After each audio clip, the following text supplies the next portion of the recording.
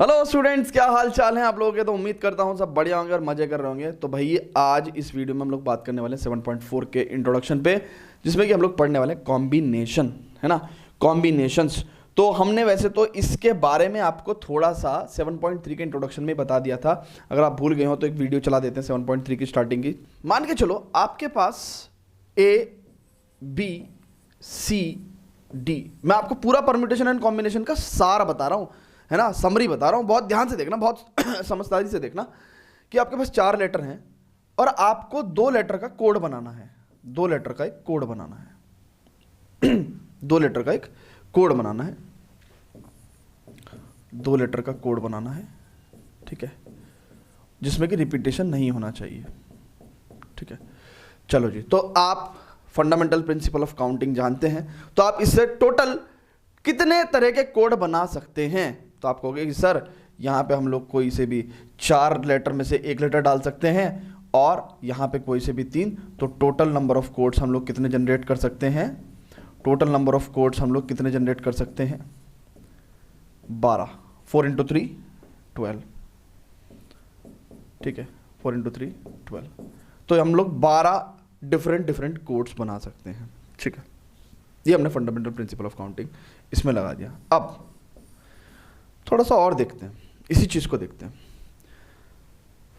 देखो, जब 2 लेटर के कोड के बनाने की बात आई, है ना, ABCD में से 2 लेटर कोड बनाना था, तो क्या होगा। सबसे पहले अगर आप ध्यान से देखो तो आप कोई से 2 लेटर चूज करोगे, है ना, कोई से भी 2 लेटर आप चूज करोगे, या फिर मैं कह दूं सेलेक्ट करोगे, है ना, सेलेक्ट करोगे। मान के चलो आपने A और B सेलेक्ट कर दिया, अब आप क्या करोगे। अब आप देखोगे कि यार A और B से मिलके कितने तरह के कोड बन सकते हैं। तो आप क्या करोगे, A और B को अरेंज करोगे डिफरेंट ऑर्डर्स में। सो डिफरेंट ऑर्डर्स में आप क्या करोगे, इसको डिफरेंट ऑर्डर्स में अरेंज करोगे, ठीक है। सो आप इसको AB लिख दोगे या फिर BA लिख दोगे, ठीक है ना। तो दो कोड आपके पास ये तैयार हो गए, या तो AB या फिर BA ठीक है। इसके अलावा कोई तीसरा कोड बन सकता है, नहीं बन सकता। तो इसका मतलब हमेशा क्या रहेगा कि आप 2 लेटर सेलेक्ट करोगे और फिर उन 2 लेटर्स को डिफरेंट ऑर्डर में अरेंज करोगे। ऐसा आप कब तक करोगे, जब तक पॉसिबल होगा, क्योंकि आपको 2 लेटर के डिफरेंट कोड्स बनाने हैं। तो देखो आप क्या क्या करोगे।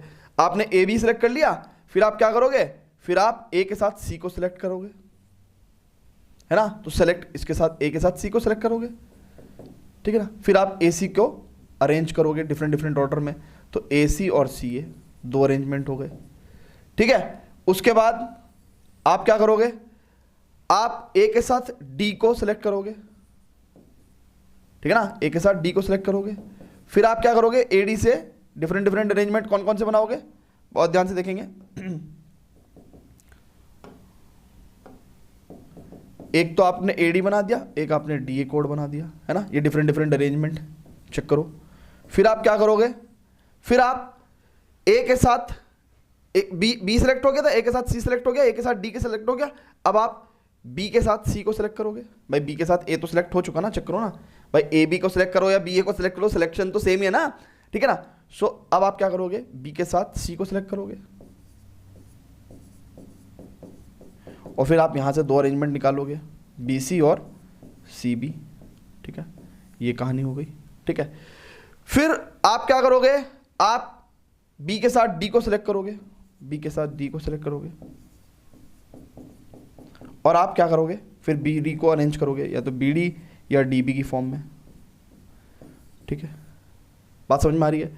फिर आप क्या करोगे, अब आप C के साथ A को सिलेक्ट कर चुके, चेक करो, C के साथ A को सिलेक्ट कर चुके, C के साथ B भी सिलेक्ट कर चुके, चेक करो, C के साथ B भी सिलेक्ट कर चुके, C के साथ D सिलेक्ट करोगे,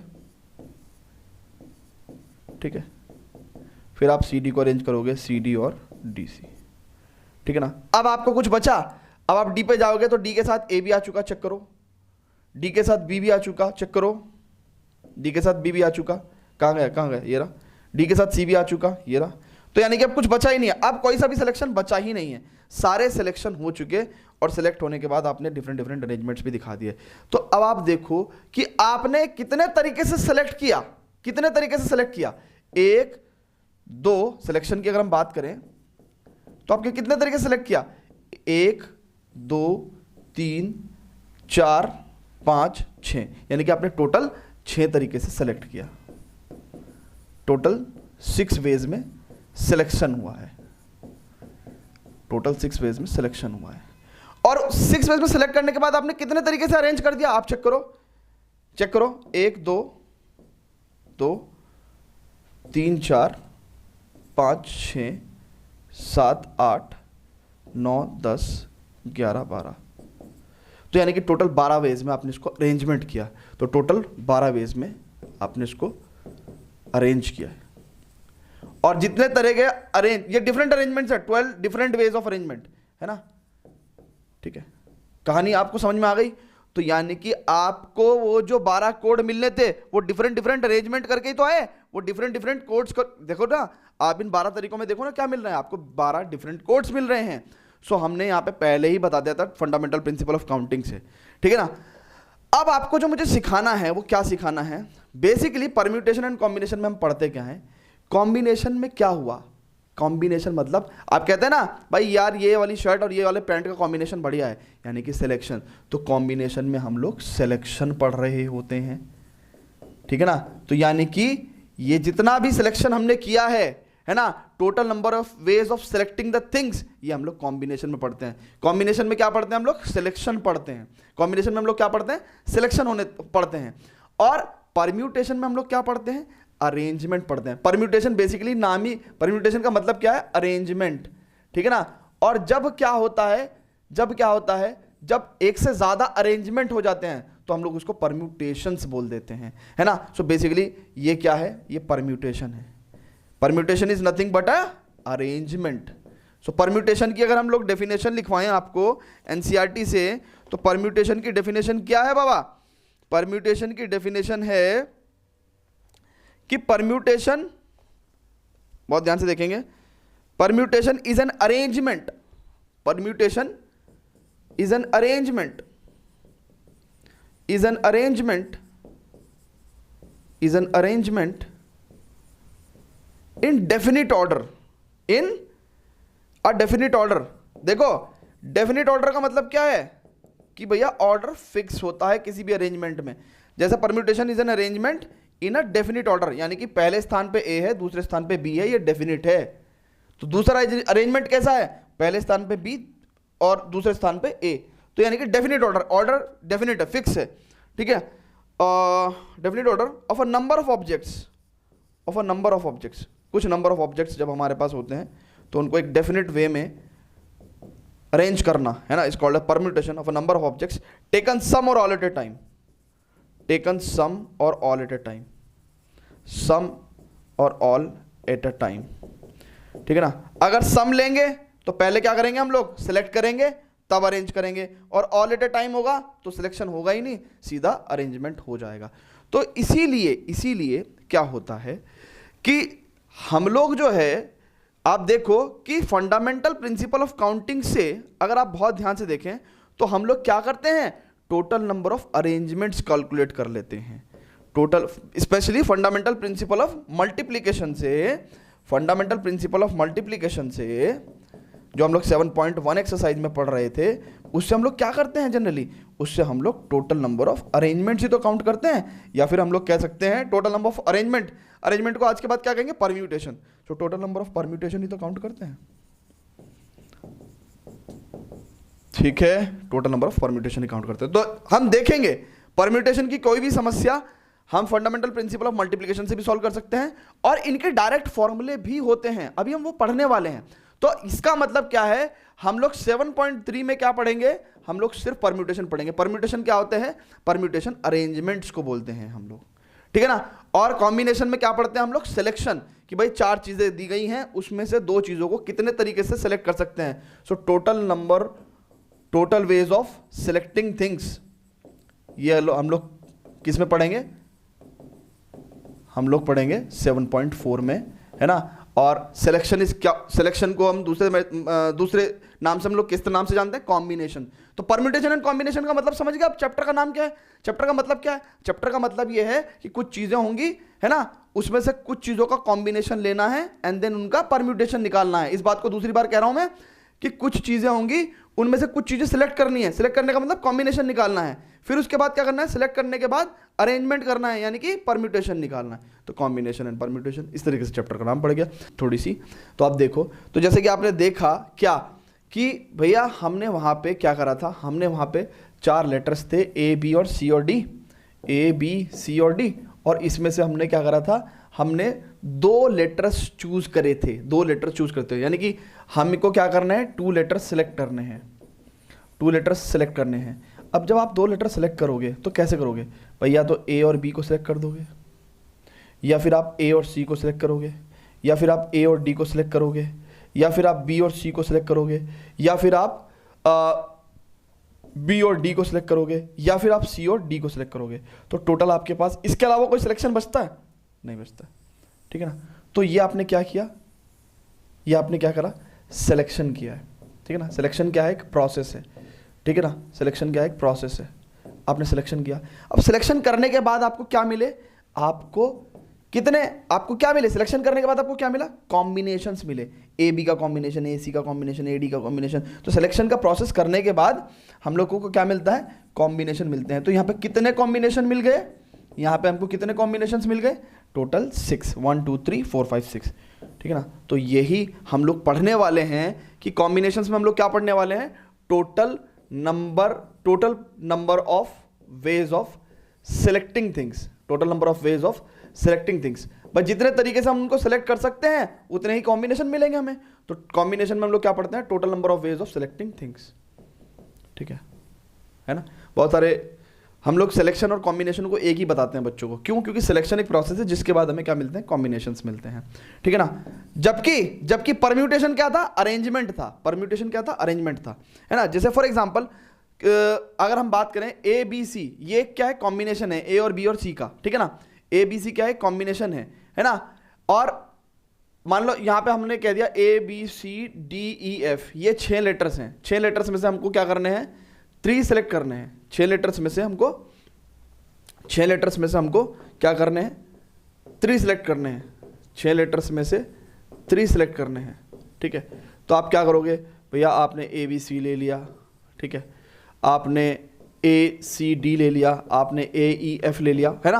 और ऐसा करते रहोगे, है ना। अगले साल मैं आपसे पूछूंगा कि भैया कितने पॉसिबल वेज में आप इनको सेलेक्ट कर सकते हो 3 लेटर्स को, ठीक है ना।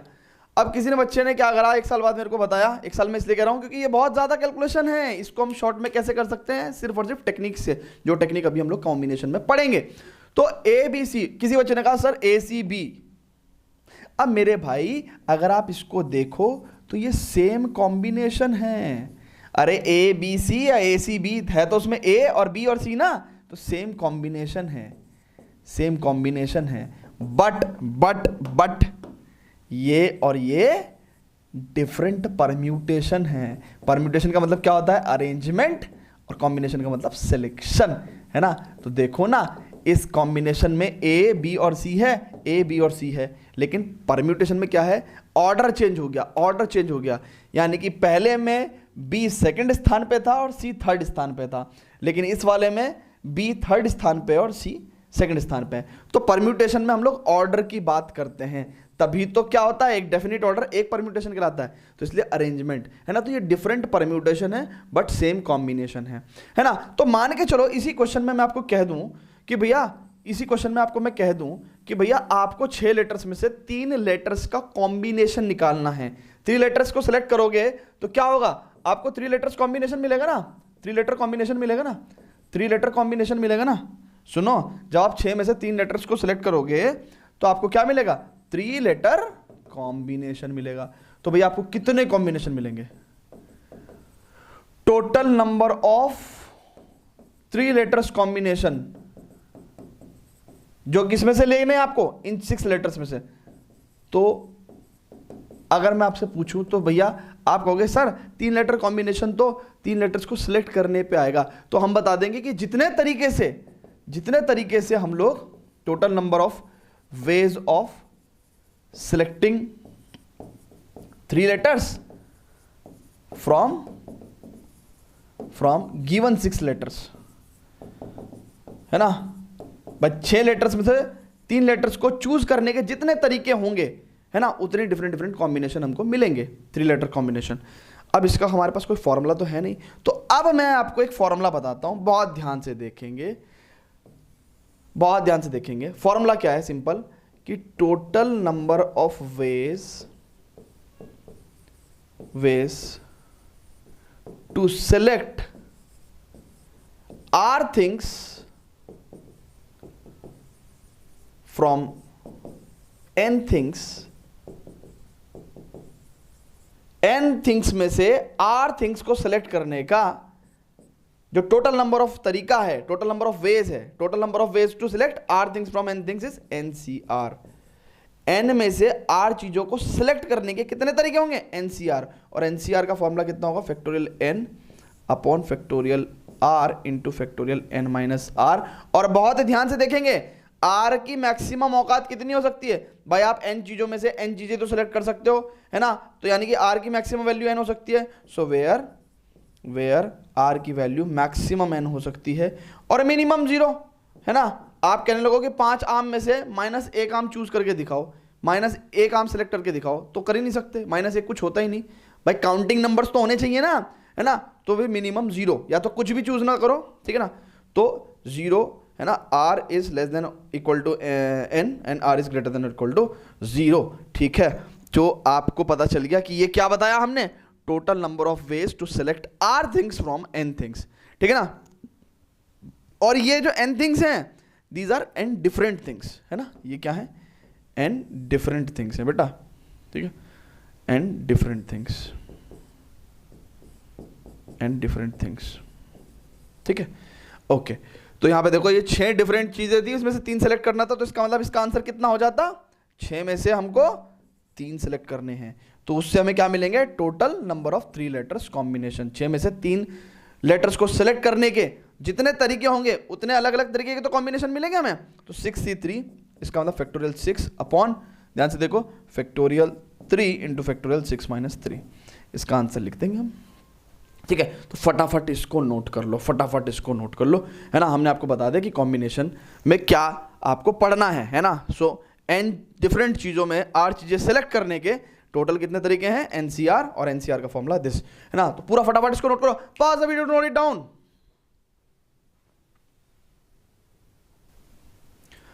अब मेरी बात सुनो, अब आगे देखते हैं। हमने जैसे पहले नंबर पे क्या फॉर्मूला पढ़ा? Total number of veg to select r things from n different things, है ना, n different things को हम लोग कह सकते हैं objects, n different objects, things ना कह के हम लोग ऑब्जेक्ट्स कह देते हैं, है ना, things ना कह के हम लोग ऑब्जेक्ट्स कह सकते हैं। So total number of ways to select r objects from n different objects कितना हो जाएगा? NCR। और इसका फॉर्मूला हमने पढ़ लिया, factorial n upon factorial r into factorial n minus r, where r की वैल्यू जो है वो ग्रेटर देन और equal to 0 and less than और इक्वल टू n रहेगी, ठीक है। अब इस फॉर्मूले में मैं कुछ थोड़े थोड़े से चेंजेस करूंगा। अगर मैं कहूं कि भैया NCN, इस बात का क्या मतलब है? NCN का क्या मतलब है? कि total number of ways to select n things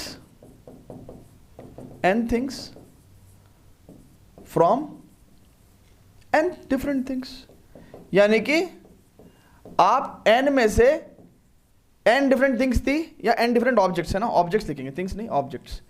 तो आपके पास जो है बेटा n ऑब्जेक्ट्स थे डिफरेंट और सभी के सभी चूज करने हैं, तो उसका एक ही तरीका होगा, तो आपको पता ही है। अगर आपके पास 5 आम है, 5 के 5 चूज करने हैं, तो उसका एक ही तरीका है, वो उठा लो सर, है ना। सो n डिफरेंट ऑब्जेक्ट्स। तो अब देखो इसका आंसर वैसे भी NCN से भी क्या आएगा? NCN से भी क्या आएगा? जब आप NCR वाला फॉर्मूला लगाओगे तो factorial n upon factorial n into factorial n minus n, तो यहाँ से आंसर 1 आ जाएगा। सो NCN की वैल्यू 1। अब अगर मैं आपको कहूँ NC0, आपके पास 5 आम हैं और आपको कोई भी चूज नहीं करना है, इसके कितने इस बात के कितने तरीके हैं? एक ही तरीका है भाई, सब छोड़ दिए। ऐसे कितने पॉसिबल केस होंगे कि सभी आम को छोड़ देंगे हम? एक ही केस होगा, सब आम छोड़ दो, ये एक केस है, ठीक है ना। सो NC0 की वैल्यू भी कितनी होगी? 1 होगी। ये NC0 का मतलब क्या है ना, total ways of selecting nothing या zero, selecting zero objects from, selecting zero objects कहो, या फिर कहेंगे कि total ways of leaving all objects out of n objects, या फिर total ways of selecting nothing from the n objects. So total ways of selecting zero objects from n different objects. तो आपको ये बात पता होनी चाहिए, ठीक है, आपको ये बात पता होना चाहिए। अच्छा, इन द मीन वाइल जैसे हम लोगों ने एक बात करी थी, तो साइड में ही हम लोग फॉर्मूले NPR वगैरह के भी लिखवाते क्या? सो NPR कितना था? Factorial n upon factorial n minus r, है ना, डिफरेंस दिखाने के लिए। सिर्फ इसका लेना देना नहीं है कुछ, परम्यूटेशन का कॉम्बिनेशन से अभी फिलहाल कोई लेना देना नहीं है ना, क्योंकि कॉम्बिनेशन में हम एंटायरली सिलेक्शन की बात कर रहे होते हैं और परम्यूटेशन में हम लोग एंटायरली अरेंजमेंट्स की बात कर रहे होते हैं, ठीक है ना। तो अब आप देखो कि सिर्फ और सिर्फ मतलब NPR को रिकॉल कराने के लिए कि डिफरेंस क्या है, सिर्फ डिफरेंस दिखाने के लिए हमने करा था। अगर हम लोग NP0 करते थे तो 1 आता था, बल्कि NPN करते थे, यानी कि n आइटम्स हैं उसमें से n ही लेनी है और उसको अरेंज करना है, तो उसके फैक्टोरियल n वेज होते थे। और n आइटम्स में से अगर कोई भी आइटम नहीं लिया है हमने, है ना, तो उसका एक ही तरीका होता है। तो NP0 की भी वैल्यू 1 और NC0 की भी वैल्यू 1, है ना, NC0 की भी वैल्यू 1। बल्कि सुनो, total ways of selecting n objects from n different objects. हाँ ठीक है, कुछ नहीं सुनना, फटाफट इसको नोट करेंगे, pause the video, note it down. तो अगर कोई बच्चा ये पूछना चाहे कि सर NC0 की वैल्यू 1 कैसे आई, तो उसको भी हम लोग दिखा सकते हैं, है ना। कैसे दिखा सकते हैं कि भैया NC0 की वैल्यू 1 ऐसे आई कि आप फॉर्मूला लगाओ ना, आपको NCR का फॉर्मूला आता है। So NC0 will be equal to what? It will be equal to factorial n upon factorial 0 into factorial n minus 0, ठीक है ना। तो ये कितना हो जाएगा? फैक्टोरियल n, फैक्टोरियल 0 तो 1 होता है, अपॉन फैक्टोरियल n 1 आ गया, ठीक है ना। तो ऐसे NC0 की वैल्यू 1 आ गई, ठीक है। चलो जी अब आगे बढ़ते हैं, आगे और देखते हैं। अब वो यहाँ पे एक थ्योरम है, वो कहता है कि प्रूव दैट ये थ्योरम, इसको करा देते हैं, इसको याद भी रखना। ये रिजल्ट क्या है? आई थिंक ये तो दिखाई नहीं दे रहा है, तो हम इसको उठा के डिलीट कर देते हैं। बेसिकली एक मिनट अंडू कर देते हैं।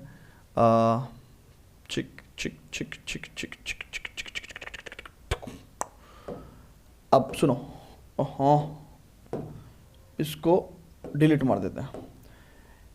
NPR की जो वैल्यू है वो NCR इंटू फैक्टोरियल R होती है, ठीक है ना। ये फॉर्मूला आप याद भी रखना, और एक फॉर्मूला आप कौन सा याद रखना? आप फॉर्मूला एक याद रखना कि NCR बराबर NCN माइनस R, ठीक है ना। दोनों ही केस में जो R की वैल्यू है वो ग्रेटर देन और equal to 0 and less than और इक्वल टू n रहेगी, ठीक है। क्लियर है? ये हमने आपको बात बताई थी, ठीक है, ओके। चलो जी, अब दोनों का थोड़ा सा प्रूफ करके दिखा दें क्या? प्रूफ करके दिखाते हैं। देखो NPR कितना हो जाएगा, LHS की बात करें अगर LHS की, तो NPR कितना होता है? It is factorial n upon factorial n minus r, ठीक है। और NCR कितना होता है? RHS देखेंगे, NCR इंटू फैक्टोरियल r कितना होगा? NCR कितना होता है? Factorial n upon factorial r into factorial n minus r into factorial r, ये गया, ठीक है। Now you will get factorial n upon factorial n minus r. तो simply you can see that LHS equal to RHS, check कर लो, ठीक है। तो भैया आपको ये याद रखना है, ओके। नाउ आगे बढ़ते हैं। NCR equal to NCN minus R, इसमें भी LHS कर लो भाई आप। कितना हो जाएगा? NCR बराबर factorial n upon factorial r into factorial n minus r, और RHS की बात करेंगे तो क्या हो जाएगा? Factorial n upon factorial n minus r into factorial n minus bracket में n माइनस r, चेक करो ना। अब ये क्या हो गया भैया? Factorial n upon factorial n minus r into factorial n minus n plus r, and देखो ना बाबू LHS बराबर RHS आ गया। सो भैया ये दोनों प्रॉपर्टी आपको याद रखनी है, ये दोनों फॉर्मूला आपको याद रखने हैं। आगे चलें क्या? चलो जी चलते हैं। Before that students please pause the video, note it down. चलो जी स्टूडेंट्स, तो अब ये वाली थ्योरम प्रूव करते हैं। तो ये आई थिंक आपको सही से दिखाई नहीं दे रही होगी, इसको मैं सही से लिख देता हूँ। This is NCR plus NCR minus 1 equal to N plus 1CR, ठीक है ना। तो भैया ये फॉर्मूला है, ठीक है ना। कई बार ये एग्जाम में आपसे प्रूफ करने के लिए पूछ लिया जाता है, तो कोई दिक्कत नहीं है, आप कर दो। सो RHS में LHS में ज़्यादा डेटा है, ठीक है। सो हम लोग LHS इक्वल टू RHS ऐसे भी प्रूव कर सकते हैं कि LHS equal to something and RHS equal to something, and दोनों को फिर इक्वल दिखा दें, है ना। तो कैसे भी कर सकते हैं। सो LHS की अगर हम बात करें तो कितना हो जाएगा LHS, ध्यान से देखेंगे। This is NCR plus NCR minus 1, this is equal to factorial N upon factorial N minus R into factorial R plus factorial N upon factorial R minus 1 into factorial N minus R minus 1, ठीक है ना, ये चीज़, ठीक है। सो ध्यान से देखेंगे तो factorial N upon factorial N minus R into factorial R plus factorial N upon factorial R minus 1 into ये कितना हो गया N माइनस R प्लस 1, तो N minus R plus 1 simple है ना, N माइनस R प्लस 1, ठीक है। चलो जी, तो ये LHS है ना। अब RHS अलग से सॉल्व कर लेते हैं, देखेंगे किसकी चीज़ की ज़रूरत है, हम लोग उस हिसाब से शो करेंगे। तो N प्लस 1CR है, ठीक है ना, N plus 1CR, this will be equal to factorial N plus 1 upon factorial R into factorial N plus 1 minus R, ठीक है। चलो जी, तो भैया ये हमें लेके आना है, हमें कुछ ऐसा लेके आना है, ठीक है जी। ओके ओके, देखो एक बात सुनो, अगर मैं N प्लस 1 कॉमन ले लूं तो फैक्टोरियल N बचेगा, फैक्टोरियल R, और अगर मैं N plus 1 minus R common ले लूं तो यहाँ पे एक कम हो जाएगा, और एक कम होने का मतलब क्या है, अंदर एक हट जाएगा, ये है ना। भाई एक कम होने का मतलब क्या है, -1, तो +1 -1 खत्म, तो N माइनस R बचेगा, ठीक है ना। तो अगर बहुत ध्यान से देखो तो factorial N upon factorial R into factorial N minus R will be this is into N plus 1 upon N plus 1 minus R, ठीक है ना। अब देखो ये चीज़ हम इधर भी लेके आ सकते हैं, कैसे, देखो फैक्टोरियल N कॉमन लोगे, फैक्टोरियल अगर आप बहुत ही ध्यान से देखो, so what we will get what, okay okay okay,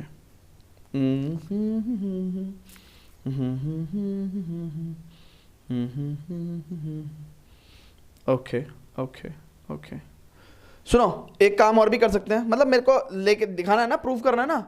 हालांकि वैसे तो फॉर्मूला अपने आप में आपको याद हो जाएगा, बट आपको प्रूव करना है, तो कुछ सिंपलेस्ट वे देख रहा हूँ मैं, सिंपलेस्ट वे देख रहा हूँ। देखो फैक्टोरियल N वापस बाहर आ जाएगा, फैक्टोरियल N माइनस R भी बाहर आ जाएगा, ठीक है। देखो अगर आप बहुत ध्यान से, तो देखो फैक्टोरियल N बाहर आप ला सकते हो, ठीक है। और फैक्टोरियल, अब इस चीज़ में देखो ना, आप इस चीज़ में देखो, यहाँ पे अगर आप बहुत ही ध्यान से देखो तो भैया N माइनस R प्लस 1 अगर आप बाहर ले लोगे तो अंदर क्या बचेगा, factorial N minus R only, क्योंकि अब तो एक कम होगा ना, एक कम होगा ना, एक कम होगा तो मतलब क्या, एक सब्ट्रैक्ट होगा, एक सब्ट्रैक्ट होगा तो +1 खत्म हो जाएगा। सो N माइनस R, और इसको ध्यान से देखो, factorial N upon factorial N minus R into factorial R। अब मैं क्या कर सकता हूँ, फैक्टोरियल N कॉमन ले लूँ, ठीक है, और फैक्टोरियल N माइनस R भी कॉमन ले लूँ, ठीक है, और हमारे पास क्या बच जाएगा, 1 upon factorial R plus 1 upon factorial R minus 1 into N minus R plus 1, ठीक है, ओके। अब मेरे को जो लग रहा है कि यार फैक्टोरियल R माइनस 1, क्योंकि देखो R को आप R माइनस 1 बना सकते हो, यहाँ पे आप R अगर बाहर ले लो तो अंदर फैक्टोरियल R माइनस 1 हो जाएगा, है ना। लेकिन आप R माइनस 1 को R नहीं बना सकते, है ना, R माइनस 1 को R नहीं बना सकते। उसके लिए आपको क्या करना पड़ेगा, आपको R से ऊपर नीचे मल्टीप्लाई करनी पड़ेगी, या तो फिर आप वो करो, तो हम कर सकते हैं। चलो यहीं पे वो भी काम कर देते हैं हम। देखो जी, अब अगर हम लोग यहाँ पे R से ऊपर नीचे मल्टीप्लाई कर दें तो ये R into factorial R minus 1 कितना हो जाएगा, देखो ना भाई, R बाहर निकला होगा तभी तो R माइनस 1 बचा, तो ये बेसिकली था तो फैक्टोरियल R, तो ये फैक्टोरियल R है, ठीक है। अब आप फैक्टोरियल आर भी बाहर ले सकते हो कॉमन, है ना। तो अगर बहुत ध्यान से देखें, आप बहुत ही ध्यान से देखें, बहुत ही ध्यान से देखें इस चीज़ को, मैं यहाँ पे सॉल्व करके दिखा रहा हूँ। ये आपका RHS वाला पार्ट यहाँ पे ख़त्म हो गया था ना, ठीक है। तो अब मैं इस चीज़ को यहाँ पे सॉल्व करके दिखा रहा हूँ, है ना। तो आप क्या करेंगे, पहले LHS पूरा लिखेंगे, फिर आप पूरा RHS लिखेंगे, ठीक है। तो factorial n upon factorial n minus r, और अब तो आप फैक्टोरियल आर भी ले सकते हो कॉमन, ठीक है। ओके, अंदर क्या बचेगा, देखो यहाँ पे तो सिर्फ 1 बचेगा, यहाँ पे तो सिर्फ 1 बचेगा, क्योंकि 1 देखो ना, फैक्टोरियल आर भी चला गया अब, तो यहाँ पे सिर्फ 1 बचेगा। यहाँ पे r है upon n minus r plus 1। Simple, जब आप इसको LCM लेंगे तो factorial n upon factorial n minus r into factorial r, ये कितना हो जाएगा, n minus r plus 1, n minus r plus 1 plus r, तो r से r गया। तो देखो एक बात ध्यान से सुनो, n plus 1 upon n plus 1 minus r आ गया आपके पास। So see this is equal to RHS, check कर लो, this is equal to RHS, है ना। तो पहले आप पूरा LHS करोगे, है ना। LHS कहाँ पे खत्म हो रहा है आपका, LHS देखो यहाँ पे खत्म हो रहा है, ठीक है। आप पूरा LHS कर दोगे तो LHS का फाइनल आंसर ये है, ठीक है ना, ऐसे और ऐसे। फिर आप RHS पूरा सॉल्व करोगे तो then you can see by both the things are equal. फटाफट इसको नोट करेंगे, फटाफट चलते हैं क्वेश्चंस पे, but before that students please pause the video, note it down. चलो जी स्टूडेंट्स, तो अब देखते हैं एग्जाम्पल नंबर 17। अब कुछ क्वेश्चन ही करेंगे ना कॉम्बिनेशन पे, ठीक है। अब बाकी रेस्ट ऑफ द क्वेश्चन हमें वहाँ पे मिलेंगे आपके क्या बोलते हैं एक्सरसाइज में, ठीक है ना। तो ये थोड़ा सा इमेजेस क्लियर नहीं है। तो कहता है if NC9 is equal to NC8 find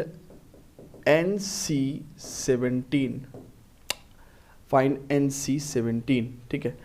okay, तो अभी हमने आपको एक प्रॉपर्टी बताई थी, क्या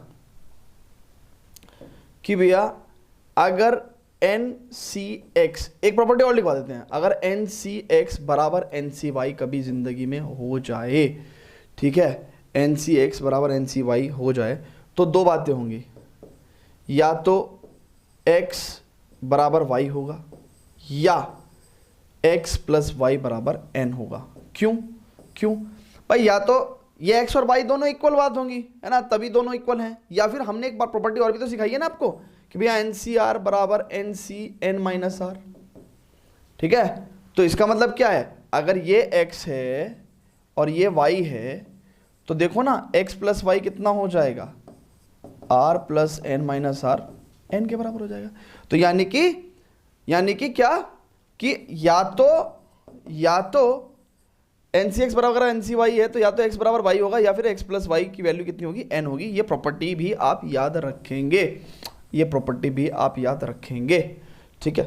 तो अब भैया, अब ध्यान से देखो इस क्वेश्चन में NC9 बराबर NC8 है, तो भैया ये इसके इक्वल तो हो नहीं सकता, 9 8 के इक्वल तो हो नहीं सकता। तो इसका मतलब दूसरा केस क्या हो रहा होगा, ये वाला केस एक्टिव हो रहा होगा। तो इसका मतलब 9 प्लस 8 बराबर कितना हो रहा होगा, n हो रहा होगा।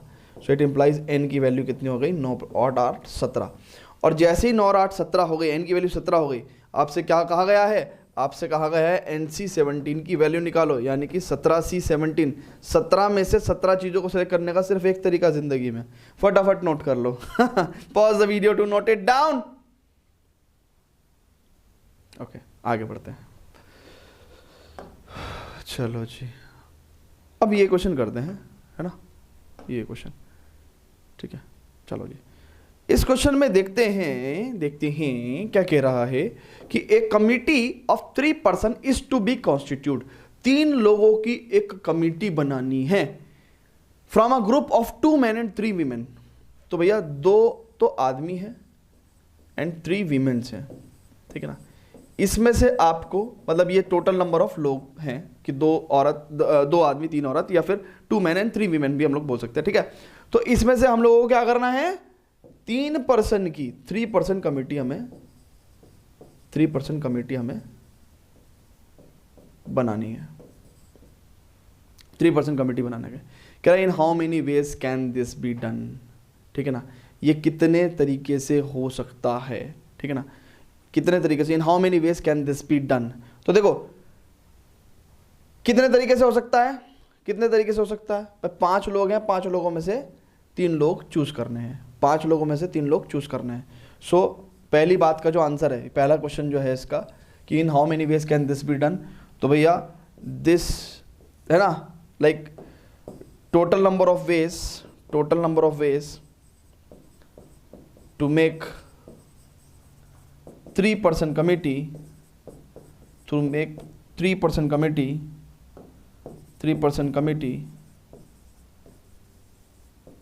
out of 5 persons। टोटल कितने हैं, 5 लोग हैं, total out of 5 persons is 5C3, ठीक है ना, 5C3, या फिर हम लोग इसको यहाँ पे भी लिखेंगे। तो 5 में से 3 लोगों को चूज करना है, तो 5C3, that means factorial 5 upon factorial 3 into factorial 5 minus 3, ठीक है।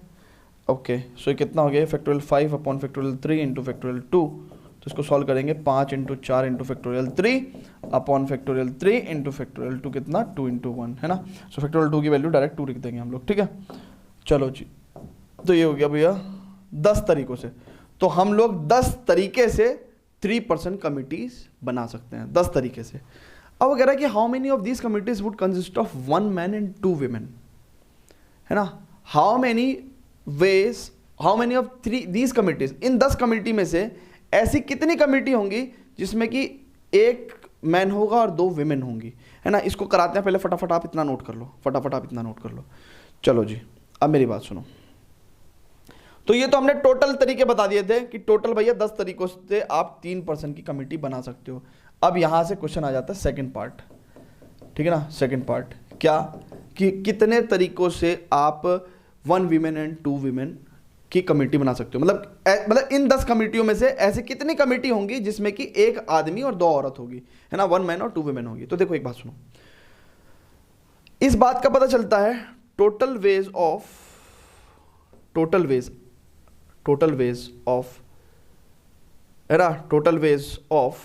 मेकिंग a 3-person committee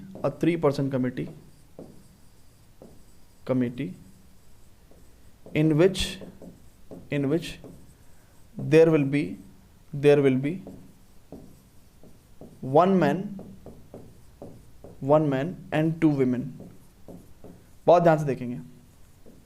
देखो पहले तो इन 3 लोगों की कमेटी में पहले हम एक काम करते हैं, मैन चुन लेते हैं, है ना। हम क्या कर लेते हैं, मैन चुन लेते हैं।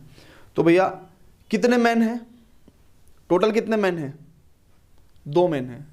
तो 2 मैन में से 1 आदमी चूज करने के कितने तरीके, 2C1। सुनो, अभी हमने आदमी चूज किया, आदमी टोटल कितने थे, 2 थे, उसमें से कितने चूज करने हैं, 1। एंड अब एंड का मतलब हमने बताया था फंडामेंटल प्रिंसिपल ऑफ काउंटिंग में भी, एंड का मतलब यानी कि दूसरा इवेंट भी होना है। एंड मतलब मल्टीप्लाई, अब हमें दूसरा इवेंट करना है, तो एंड की वजह से मल्टीप्लाई, एंड अब हमें और काम करना है ना। सो अब 2 औरतें चूज करनी है, कितने में से, 3 विमेंस में से, है ना। तो 3 विमेंस में से 2 विमेंस चूज करने का तरीका 3C2। तो जब भी आपको एंड का सेंस आए, है ना, इवेंट्स में एंड का, तो आपको मल्टीप्लाई करनी है, ठीक है। तो आपको क्या करना है, पहले 1 आदमी चूज करना था, एंड अब 2 विमेंस चूज करनी है। सो 2C1 into 3C2, that means 2C1 कितना हो जाएगा, factorial 2 upon factorial 1 into factorial 1, ठीक है ना, into factorial 3 upon factorial 2 into factorial 1। तो भैया आंसर कितना हो जाएगा, ये तो हो जाएगा फैक्टोरियल 2 तो 2 ही हो जाएगा, इंटू 3 और 3 इंटू फैक्टोरियल 2, फैक्टोरियल 3 कितना हो जाएगा, 3 इंटू फैक्टोरियल 2, तो यानी कि 3, यानी कि टोटल 6। तो यानी कि इन 10 कमिटीज में से ऐसी 6 कमिटी ऐसी होंगी जिसमें सिर्फ 1 आदमी और 2 विमेंस होंगी, ठीक है ना। 6, है ना। फटाफट इसको नोट करेंगे, फटाफट pause the video to note it down, है ना। लास्ट क्वेश्चन करेंगे हम लोग, लास्ट क्वेश्चन, ठीक है ना।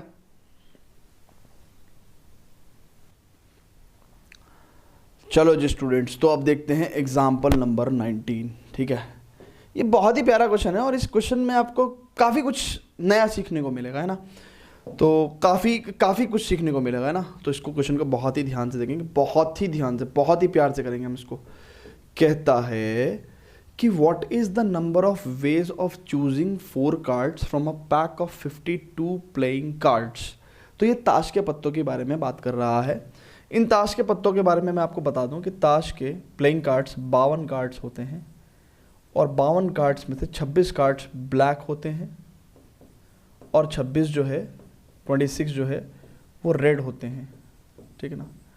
जो ब्लैक वाले हैं उनमें 13 जो है वो, मैं भी खेलता नहीं हूँ तो मेरे को भी ज़्यादा जानकारी नहीं है, मैं भी याद कर करके बता रहा हूँ तुम्हें।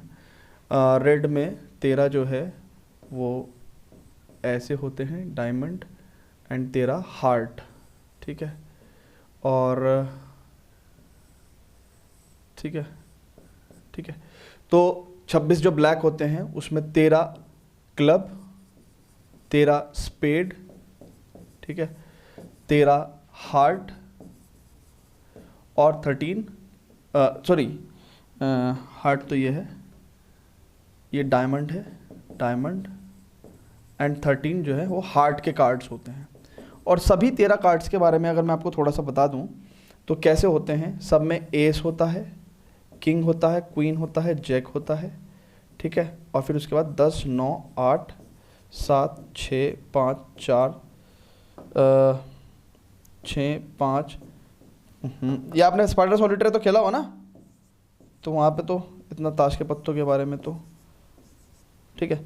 तो बेसिकली ऐसे होते हैं 13 कार्ड्स। इसमें भी सेम एस, फिर किंग क्वीन जैक, फिर 10 9 8 7 6 5 4 3 2, है ना, 2 तक ही होते हैं, एक नहीं होता है ना, एक की जगह इक्का ए को बोलते हैं ना, है ना। एस ये होता है एस, एस, फिर ये किंग क्वीन जैक, है ना, एस इक्का, किंग बादशाह, क्वीन रानी एंड जैक इज गुलाम, ठीक है। तो इस तरीके से हम लोग बोलते हैं, ठीक है। फिर ए, फिर किंग क्वीन जैक, 10 9 8 7 6 5 4 3 2, ठीक है। फिर ए के क्यू जे 10 9 8। तो ये सभी ताश के पत्तों का मैंने जिक्र कर लिया है, ठीक है, ओके। तो ये 52 कार्ड्स का जिक्र है। इनको हम लोग किंग क्वीन और जैक को हम लोग क्या बोलते हैं, फेस कार्ड्स बोलते हैं, है ना, फेस कार्ड्स बोलते हैं। और ये टोटल कितने फेस कार्ड्स होते हैं 52 पत्तों में, 3 चौक 12, है ना। तो 12 फेस कार्ड्स, टोटल 12 पत्तों में 12 फेस कार्ड्स होते हैं, फेस कार्ड्स होते हैं, ठीक है, ठीक है। चलो जी, तो ये पूरी जानकारी आपको बता दी। अब उसने कह रहा है कि what is the number of veg of choosing 4 cards from a pack of 52 playing cards. तो ये बेसिकली पहला क्वेश्चन तो उन्होंने यही पूछा कि 52 पत्तों में से 4 पत्तों को चूज करने के कितने तरीके हैं, 52 कार्ड्स में से 4 कार्ड्स को चूज करने के कितने तरीके हैं। So total ways of choosing 4 cards from 52 playing cards कितना हो जाएगा, फ्रॉम 52 प्लेइंग कार्ड्स कितना हो जाएगा 52C4, ठीक है। चलो जी, है ना, इसको सॉल्व करने की जरूरत नहीं, 52C4 दैट्स इट। अब वो कहता है कि अब ये तो टोटल वेज हो गए जिसमें से कि आप 52 पत्तों में से 4 पत्ते सेलेक्ट कर सकते हो, 52 कार्ड्स में से 4 कार्ड्स को सेलेक्ट करने के ये टोटल नंबर ऑफ वेज तो ये हो गया। अब इनके अंदर आप क्वेश्चन पूछ रहा है, वो क्या कह रहा है कि भैया इनमें से कितने कार्ड्स, 4 कार्ड्स का कॉम्बिनेशन ऐसे होंगे कि 4 cards are of the same suit, ठीक है। तो पहला पार्ट क्या कहता है कि 52 पत्तों में से आपको 4 पत्ते सेलेक्ट करने हैं और चारों क्या होने चाहिए, सेम सूट के होने चाहिए। सेम सूट का मतलब क्या है कि भैया ये सूट तो है, क्लब क्या है, एक सूट है, ये सूट बोला जाता है ना, ठीक है ना। स्पेड क्या है, एक सूट है, ठीक है ना। डायमंड क्या है, एक सूट है, और ये हार्ट क्या है, एक सूट है, ठीक है। तो कह रहा है कि चारों पत्ते एक ही सूट के होने चाहिए, है ना, चारों पत्ते एक ही सूट के होने चाहिए। तो total ways of choosing 4 cards such that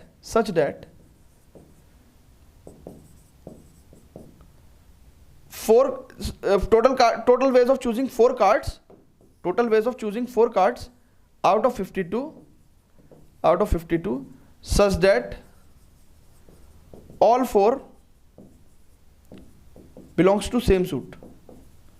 यानी कि जो 4 पत्ते हमने चूज करे हैं वो चारों के चारों कैसे हों, बिलोंग्स टू सेम सूट, एक ही सूट से बिलोंग करते हो, या तो चारों के चारों क्लब हो, या चारों के चारों स्पेड हो, या चारों के चारों डायमंड हो, या फिर चारों के चारों हार्ट हो, ठीक है ना।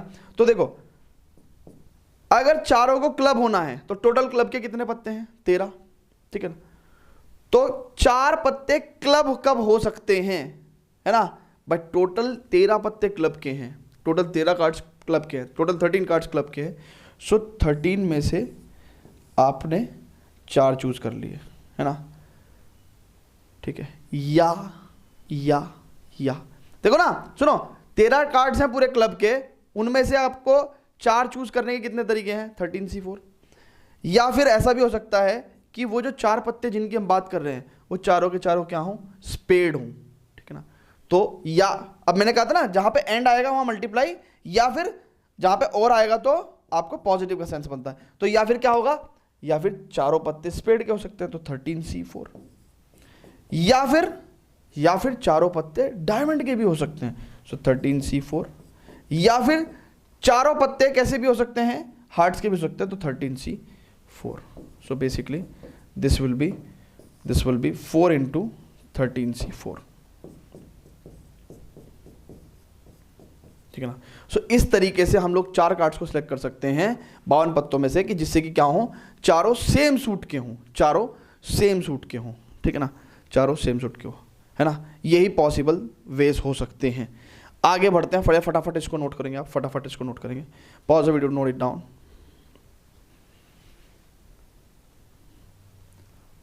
अब वो क्या कहता है दूसरे केस में, कह रहा है 4 cards belong to 4 different suits, यानी कि जो 4 कार्ड हैं वो चारों के चारों कैसे होंगे, अलग अलग सूट के होंगे, है ना, अलग अलग सूट के होंगे, ठीक है ना। तो इसको कैसे कर सकते हैं, तो total ways of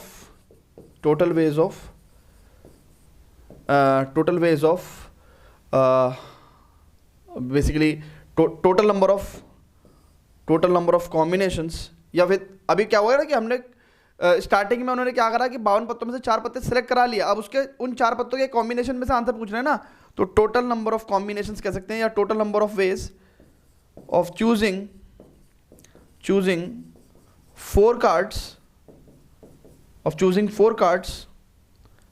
4 cards out of 52 such that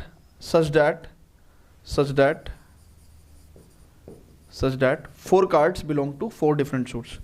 4 card belongs to 4 different suits. 4 different suit. ठीक है। अब क्या है कि हर कार्ड अलग अलग सूट का है ना, ठीक है।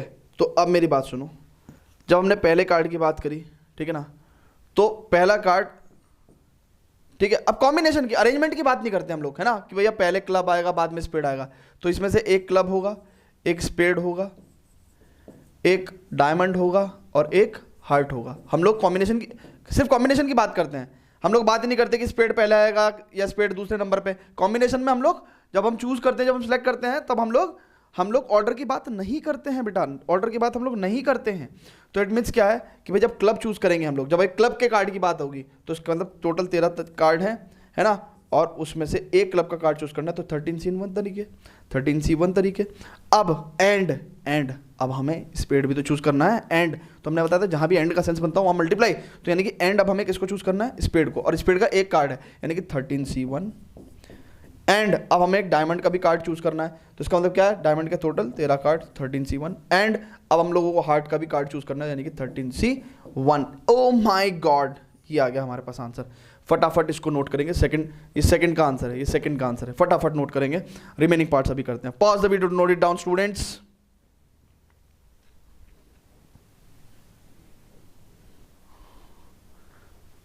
अब वो क्या कहता है, थर्ड में कि भाई 4 कार्ड्स आपको चूज करने थे और चारों क्या होने चाहिए, फेस कार्ड्स होने चाहिए, है ना, ठीक है, क्योंकि क्वेश्चन तो ऊपर से बना हुआ रहा है ना कि 4 कार्ड चूज करने हैं और उसके अंदर फिर कितने ऐसे होंगे कि चारों फेस कार्ड्स हों। So total ways of choosing 4 cards out of 52 such that क्या हो जाए, all four are face cards. तो टोटल फेस कार्ड्स कितने हैं बेटा, ताश के पत्तों में टोटल फेस कार्ड्स कितने हैं, 12, चेक करो ना, king queen jack, king queen jack, king queen jack, king queen jack, ठीक है ना। तो टोटल फेस कार्ड्स 12 में, 12 में से आपको 4 चूज करने हैं, तो उसके कितने तरीके हैं, 12c4 है ना, तो factorial 12 upon factorial 4 into factorial 8, ठीक है, ये हो गया। ओके, अब बहुत ध्यान से देखेंगे, इसका नेक्स्ट पार्ट भी यहीं के कर देते हैं, ठीक है ना। 2 are red cards and 2 are black cards. तो फोर्थ में क्या कह रहा है कि भैया 2 रेड होने चाहिए, 2 तो रेड होने चाहिए 2 कार्ड्स, और 2 कैसे होने चाहिए, ब्लैक होने चाहिए, ठीक है। तो भैया इसका तरीका हम लोग कैसे निकाल सकते हैं कि total ways of choosing 4 cards such that 4 cards out of 52 such that क्या हो, 2 are red and 2 black। तो क्या होगा, जब हम लोग को 2 रेड कार्ड चाहिए, अब हमें नहीं पता कि वो 2 रेड कार्ड्स कौन से हैं, but total number of red cards कितने हैं, 26 हैं। तो भैया हमने 26 में से 2 रेड कार्ड चूज कर दिए, 26 रेड कार्ड थे टोटल। अब हमें और हमें 2 ब्लैक भी चूज करने हैं, इनटू और मतलब एंड मतलब मल्टीप्लिकेशन। अब हमें 2 क्या करने हैं, ब्लैक भी चूज करने हैं। तो 26 ब्लैक थे, 26c2, तो 26c2 इंटू 26c2, ठीक है। तो ये सब चीजें ना लिखते समय देखो आंसर कितना है, 1 लाइन का है, बट क्या लिखना है ना, that is more about the practice, more going into the depth कि कैसे कर रहे हैं हम चीजों को, है ना। When we will practice more and more question, see यहाँ पे हम लोग बहुत ही लिमिटेड डिस्कशन करते हैं एनसीईआरटी में, but to understand the chapter completely in exhaustive manner, in the holistic approach, you have to go through as max as possible questions from NCERT, RS, RD, है ना, NCERT exemplars, so go through lot of various other questions and that are available in similar school level examination books, ठीक है, जिससे कि आपका ये topic strong हो जाए। नाउ अब वो कह रहा है कि सारे कार्ड सेम कलर के होने चाहिए, यहीं के यहीं करा दूं क्या, इसको फटाफट नोट कर लो, pause the video, note it down. चलो अब देखो वो क्या कह रहा है, पांचवें पार्ट में कह रहा है कि सारे कार्ड सेम कलर के होने चाहिए। सारे कार्ड्स मतलब कौन से, जो 4 कार्ड्स हमने चूज करे हैं। सो टोटल वेज ऑफ ध्यान से देखेंगे, इसका 5th का सॉल्यूशन लिख रहा हूं मैं, ठीक है। तो कह रहा है कि सारे सेम कलर के होने चाहिए, तो total ways of choosing 4 cards out of 52 such that all are of same color, सारे सेम कलर के होने चाहिए। तो अब सिचुएशन क्या बनेगी, 2 ही कलर होते हैं, रेड और ब्लैक कलर के कार्ड्स, तो या तो चारों रेड होंगे या चारों ब्लैक होंगे। अरे एंड और का सेंस पता चल जाता ना आपको, है ना। तो सिचुएशन ये बनेगी। अब क्या है कि भैया या तो चारों रेड होंगे या चारों ब्लैक होंगे। तो या तो क्या होगा, चारों रेड होंगे तो 26 रेड कार्ड्स हैं टोटल, उसमें से हम लोग 4 सेलेक्ट करने वाले हैं, या मतलब पॉजिटिव प्लस, है ना। जब अगर एंड होता तो मल्टीप्लाई, और है तो प्लस, या फिर हम लोगों को चारों ब्लैक चाहिए, यानी कि टोटल ब्लैक कितने हैं, 26 में से 4 सेलेक्ट करना है, तो 26c4। So this is the way to solve these kind of questions.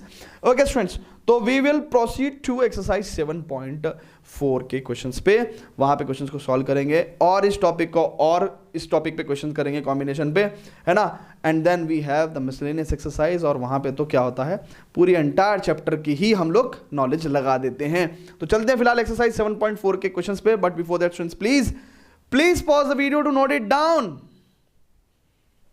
Okay.